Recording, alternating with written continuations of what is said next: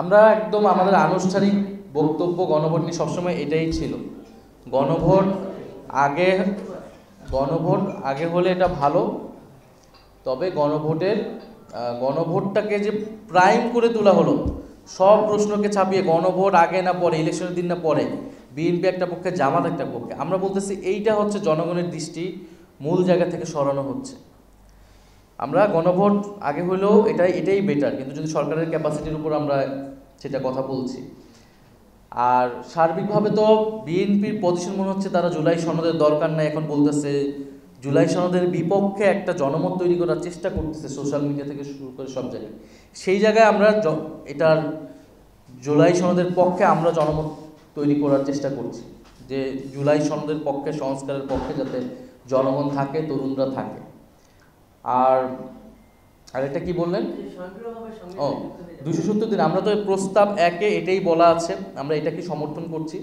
এটার ফলে একটা বাধ্যবাধকতা থাকবে, যাতে যেটা সংস্কার পরিষদ হবে তারা তো সেইখানেও যাতে কোনো ধরনের চেষ্টা না থাকে যে তারা সময় পার করে দিবে এবং কোনো কার্যক্রম করবে না।